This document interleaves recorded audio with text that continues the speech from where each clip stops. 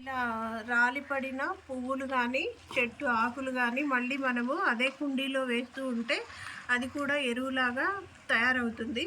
కాబట్టి మనం చెట్ల ఆకుల్ని పువ్వుల్ని పడేయక్కర్లేదు. అదే కుండీలో అదే పాదులో మనం వేసినట్లయితే సరిపోతుంది. చెట్టు ఎండాకాలంలో కూడా మనము ఇంట్లో లేకపోయినా 1 మంత్ 2 మంత్స్ మనం వాటర్ వేయకపోయినా కూడా అలాగే ఉంటుంది. అలా చాలాసార్లు జరిగింది మేము ఇంట్లో లేనప్పుడు. ఈ చెట్టు చాలా సంవత్సరాల నుంచి మేము సంవత్సరాల తరబడి ఇంట్లో లేకపోయినా కూడా ఇదైతే అలాగే బతికుంది ఈ ఒక్క చెట్టు. ఈ చెట్టుకి మనము నీళ్లు పోయకపోయినా కూడా 1-2 నెలలైనా కూడా ఇది చచ్చిపోదు. అలాగే బతికి ఉంటుంది. అంటే వాతావరణంలో ఉన్నటువంటి నీటిని ఇది గ్రహించుకొని అలాగే బతికి ఉంటుంది. ఈ చెట్టు మాత్రం అలాంటి రకము. దీని వేర్లకి వాటర్ అందకపోయినా వాతావరణంలో ఉండేటటువంటి నీటిని గ్రహించి ఈ చెట్టు మాత్రం ఎప్పటికీ అలాగే ఉంటుంది. మంచి మొక్క కదా, చూడండి పువ్వులు కూడా చాలా అందంగా ఆకర్షణీయంగా ఉన్నాయి. మొక్కలు ఉండడం చాలా మంచిది కదా.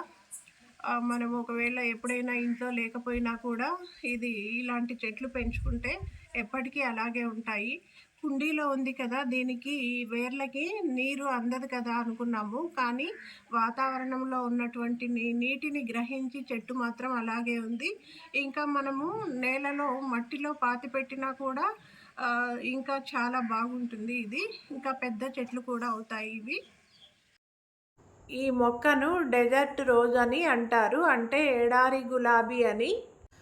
ఈ మొక్కను అడేనియం మొక్క అని కూడా అంటారు. ఈ మొక్క కేవలం అందం కోసం మాత్రమే పెంచబడుతుంది. దీని వలన మనకు ఉపయోగాల కంటే నష్టాలే ఎక్కువగా ఉంటాయి. ఎందుకంటే దీనిలోని ప్రతి భాగం కూడా విషపూరితం. అయినప్పటికీ దీనిని తక్కువ మోతాదులో ఉపయోగించినట్లయితే కొన్ని వ్యాధులకు చికిత్సగా కూడా వాడుకోవచ్చు. ఇది anti microbial, anti cancer, anti accident మరియు యాంటీ వైరల్ లక్షణాలు కలిగి ఉంటుంది. గాయాలు, చర్మ సమస్యలు, నొప్పి వంటి వాటికి ఉపయోగించవచ్చు.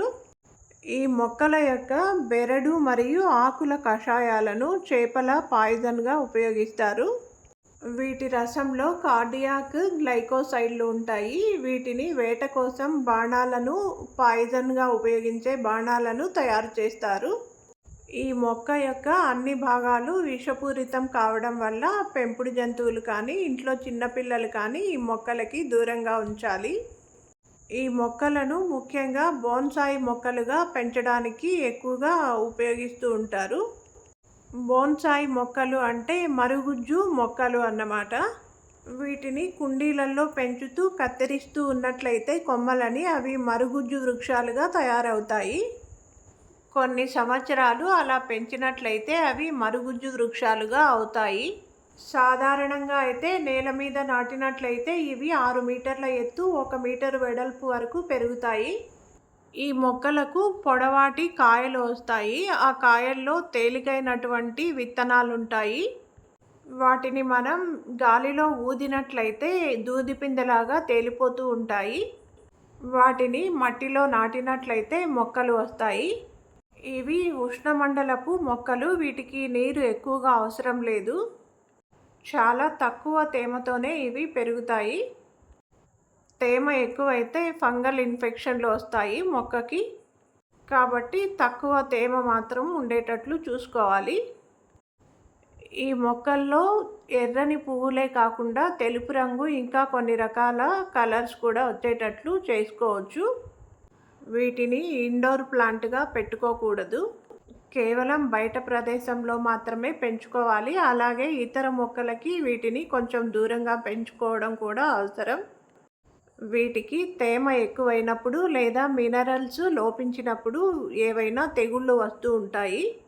ఆ తెగుళ్లను బట్టి దానికి చికిత్సా విధానం మనము అవలంబించాలి.